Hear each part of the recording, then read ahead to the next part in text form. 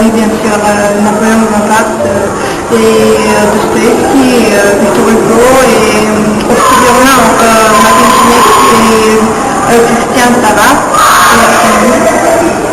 Non, mais je connais des personnes qui sont parties pour gagner d'argent, pour travailler en Europe. Je ne connais pas quelqu'un qui a été exilé par le régime.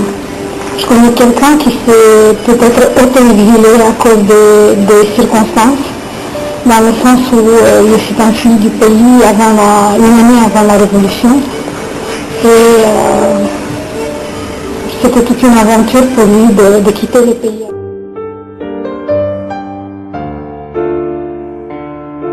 Qu'est-ce qui vous a déterminé à partir de la Roumanie?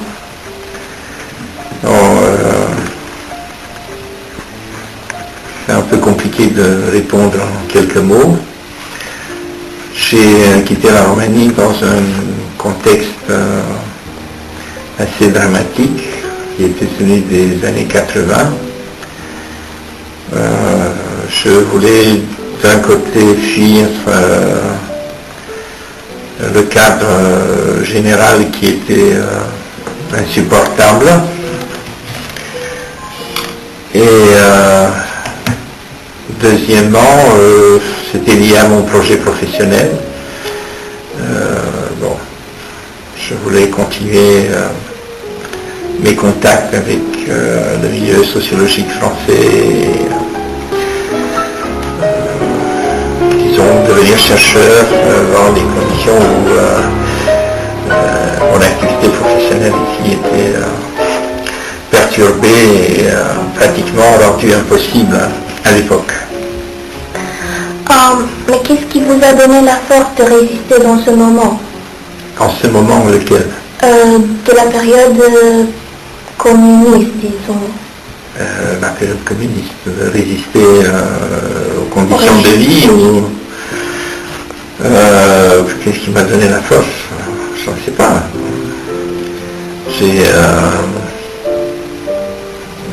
C'était lié, disons, aux expériences de ma famille, aux ressources familiales, aux ressources amicales. Il y a un certain problème probablement à repenser ou reformuler la question, mais pour ma génération, c'était surtout, disons, un contexte de relations de solidarité, d'amitié, d'entraide qui comptait beaucoup.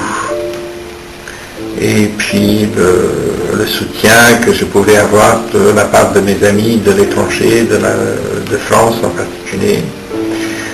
Voilà, donc c'est des questions de cet ordre-là.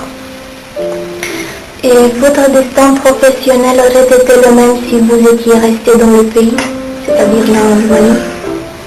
Probablement non, mais c'est difficile à répondre.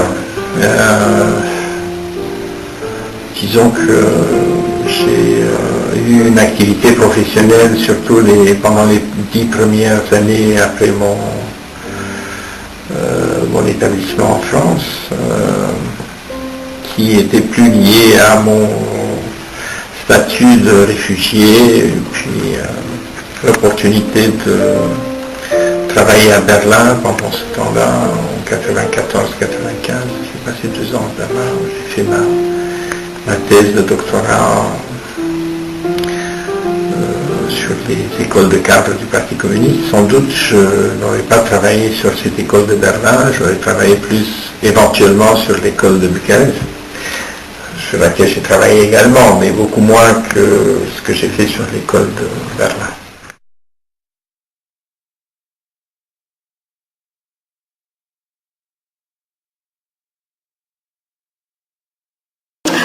Non, je ne ferai pas importance à mes rêves parce que je crois qu'ils ne sont pas importants. Pas d'importance à mes rêves pendant la nuit.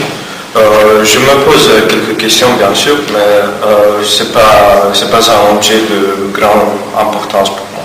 Quelquefois, quand que je rêve à une telle liaison avec la réalité et que je le trouve intéressant. Non, parce que je crois que les rêves ce sont seulement des choses qui appartiennent aux sciences et pour moi ça n'a pas d'importance. Je suis très réaliste. Bien sûr que j'y porte de l'importance. Je pense que c'est important justement d'essayer de se rappeler à quoi on est arrivé, d'essayer de faire des rapprochements entre la vie de tous les jours et les choses qu'on rêve la nuit. Ça peut nous permettre, je sais pas, d'avoir de se projeter un peu dans l'avenir, de savoir vraiment ce qu'on a envie, des choses comme ça. Et oui, je pense que le rêve c'est important à ce niveau-là. Oui. Non, je ne fais pas d'importance. Je ne crois pas que les rêves peuvent influencer d'une telle manière ma vie.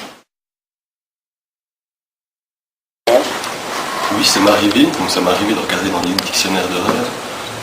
La plupart du temps, ça m'a fait peur en fait, parce qu'on trouve des significations qui sont un peu étranges, un peu bizarres, et puis qui ne nous rassurent pas trop. Donc ça m'est arrivé, mais je préfère maintenant donner ma propre signification à mes rêves et les interpréter à ma façon. Non, je n'en consulte pas parce que je trouve que les rêves sont assez importants qu'on doit connaître leur signification. Mais oui, parfois je les consulte, mais je n'accorde une grande importance aux rêves. Je veux trouver seulement la signification d'un tel rêve. Non, je n'en consulte pas des dictionnaires parce que je ne crois pas que les rêves sont très importants. Oui, j'ai consulté le dictionnaire des rêves parce que je veux voir quelle est la signification des rêves nocturnes. Non, jamais. Je crois que chacun doit essayer de trouver sa propre expression.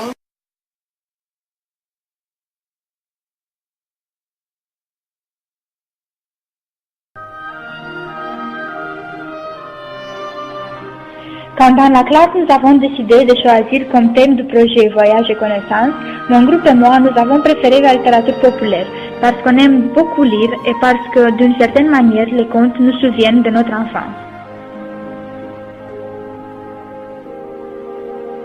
Nous avons lu de la littérature française, roumaine et japonaise.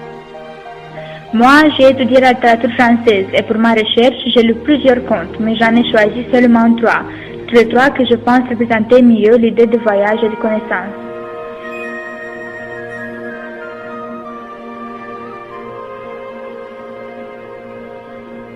La literatură roumaine est étudiée par Roxana et ses contes sunt Pârț cervănic și Merle de aur, Tinerețe fără bătrânețe și Viață fără de moarte, e Zâna apelor.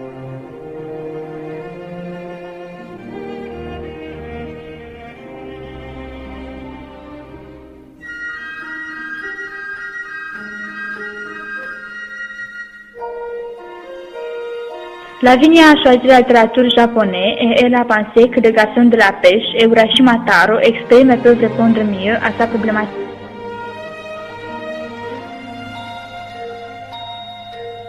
Pour notre film final, nous avons choisi de faire une mise en scène après un conte populaire japonais. Dans le conte que nous avons mis en scène, le personnage principal est Urashima Taro, un jeune pêcheur japonais qui, après avoir sauvé une tortue, est récompensé avec un voyage sous-marin au palais de la princesse Dragon. À suivre, quelques scènes de conte selon lesquelles nous avons fait un petit scénario.